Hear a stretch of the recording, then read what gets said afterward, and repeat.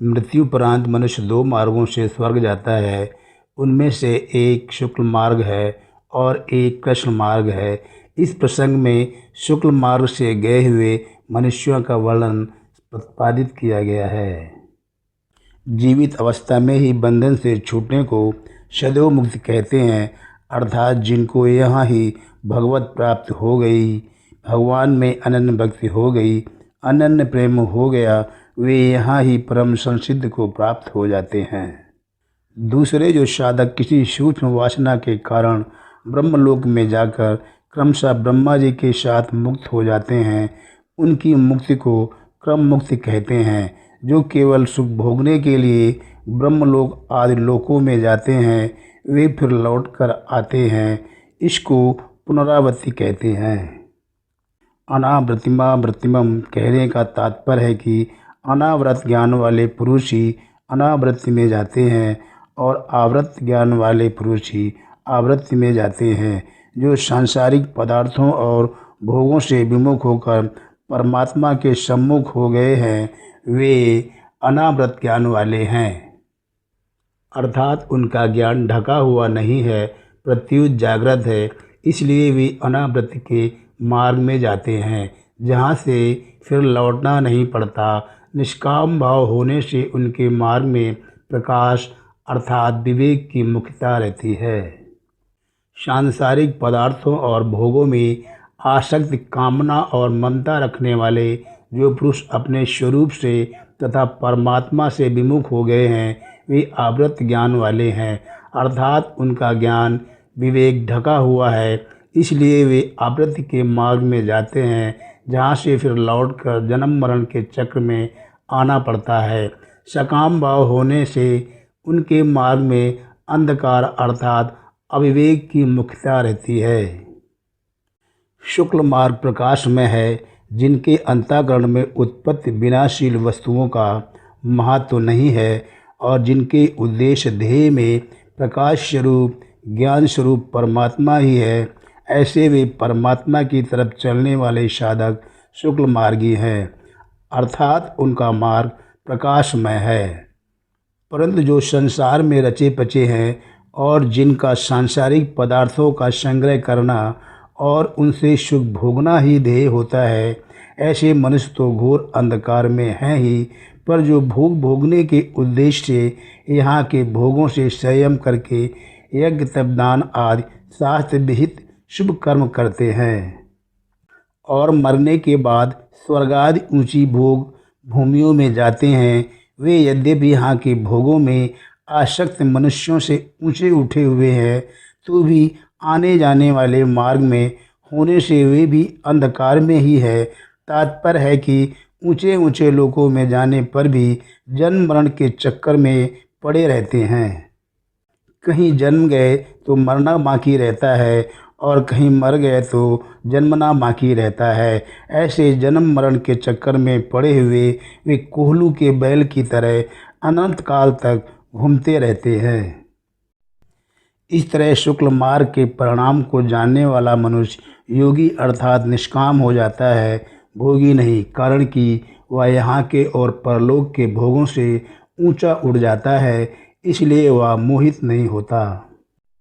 जिसका ऐसा दृढ़ निश्चय हो गया है कि मुझे तो केवल परमात्म तत्व की ही प्राप्ति करनी है, तो फिर कैसे ही देश काल परिस्थिति आदि के प्राप्त हो जाने पर भी वह विचलित नहीं होता, अर्थात उसकी जो साधना है वह किसी देश काल घटना परिस्थिति आदि के अधीन नहीं होती। उसका लक्ष्य परमात्मा की तरफ अटल रहने के कारण देश काल आदि का उस पर कोई असर नहीं पड़ता। अनुकूल प्रतिकूल देश काल परिस्थिति आदि में उसकी स्वाभाविक क्षमता हो जाती है।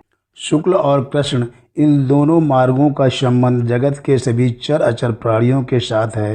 तात्पर्य है कि ऊर्ध्वगति के साथ मनुष्य का तो साक्षात संबंध है और चराचर प्राणियों का परंपरा से संबंध है। कारण कि चराचर प्राणी क्रम से अथवा भगवत कृपा से कभी न कभी मनुष्य जन्म में आते ही हैं और मनुष्य जन्म में किए हुए कर्मों के अनुसार ही ऊर्ध्वगति, मध्यगति और अधोगति होती है। अब वे ऊर्ध्व गति को प्राप्त करें अथवा न करें, पर उन सबका संबंध ऊर्ध्व गति अर्थात शुक्ल और कृष्ण गति के साथ ही है। जब तक मनुष्यों के भीतर असत अर्थात विनाशी वस्तुओं का आदर है, कामना है, तब तक वे कितनी ही ऊंची भोग भूमियों में क्यों न चले जाएं, पर असत वस्तु का महत्व रहने से उनकी कभी भी अधोगति हो सकती है। इसी तरह परमात्मा के अंश होने से उनकी कभी भी ऊर्ध्व गति हो सकती है। इसलिए साधक को हरदम सजग रहना चाहिए और अपने अंतःकरण में विनाशी वस्तुओं को महत्व नहीं देना चाहिए। इस भूमंडल पर शुक्ल मार्ग में सबसे पहले अग्नि देवता का अधिकार रहता है। अग्नि रात में प्रकाश करती है, दिन में नहीं, क्योंकि दिन के प्रकाश की अपेक्षा अग्नि का प्रकाश सीमित है। अतः अग्नि का प्रकाश थोड़ी दूर तक अर्थात थोड़े देश में तथा थोड़े समय तक रहता है और दिन का प्रकाश बहुत दूर तक तथा बहुत समय तक रहता है। शुक्ल पक्ष 15 दिनों का होता है, जो कि पितरों की एक रात है। इस शुक्ल पक्ष का प्रकाश आकाश में बहुत दूर तक और बहुत दिनों तक रहता है।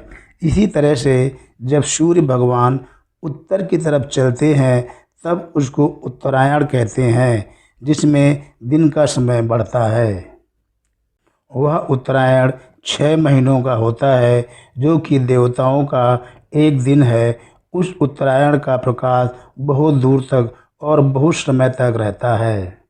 जो शुक्ल मार्ग में अर्थात प्रकाश की बहुलता वाले मार्ग में जाने वाले हैं, वे सबसे पहले जीवित स्वरूप अग्नि देवता के अधिकार में आते हैं। जहाँ तक अग्नि देवता का अधिकार है, वहाँ से पार कराकर अग्नि देवता उन जीवों को दिन के देवता को सौंप देता है। दिन का देवता उन जीवों को अपने अधिकार तक ले जाकर शुक्ल पक्ष के अधिपति देवता के समर्पित कर देता है। वह शुक्ल पक्ष का अधिपति देवता अपनी सीमा को पार कराकर उन जीवों को उत्तरायण के अधिपति देवता के सुपुर्द कर देता है। फिर वह उत्तरायण का अधिपति देवता उनको ब्रह्मलोक के अधिकारी देवता के समर्पित कर देता है। इस प्रकार वे क्रम पूर्वक ब्रह्मलोक में पहुंच जाते हैं। ब्रह्मा जी की आयु तक वे वहां रहकर महाप्रलय में ब्रह्मा जी के साथ ही मुक्त हो जाते हैं। उपनिषदों में शुक्ल मार्ग के क्रम का अलग अलग वर्णन निम्न प्रकार से किया गया है। छांदोग्य उपनिषद के अनुसार अर्च का देवता, दिन का देवता, शुक्ल पक्ष का देवता, उत्तरायण का देवता, संवत्सर, आदित्य, चंद्रमा, विद्युत और फिर अमानव पुरुष के द्वारा ब्रह्मलोक में ब्रह्मा के पास ले जाया जाता है। बृहदारण्यक उपनिषद के अनुसार जीवित का देवता, दिन का देवता, शुक्ल पक्ष का देवता, उत्तरायण का देवता, देवलोक, आदित्य, विद्युत और फिर मानव पुरुष के द्वारा ब्रह्मलोक की प्राप्ति होती है। कौशिक की ब्राह्मणों उपनिषद के अनुसार अग्निलोक, वायुलोक, सूर्यलोक, वरुणलोक, इंद्रलोक, प्रजापतिलोक और ब्रह्मलोक। ब्रह्मसूत्र के अनुसार शुक्ल मार्ग को उपनिषदों में देवयान, अर्च मार्ग, उत्तर मार्ग, देवपथ और ब्रह्मपथ नाम से भी कहा गया है।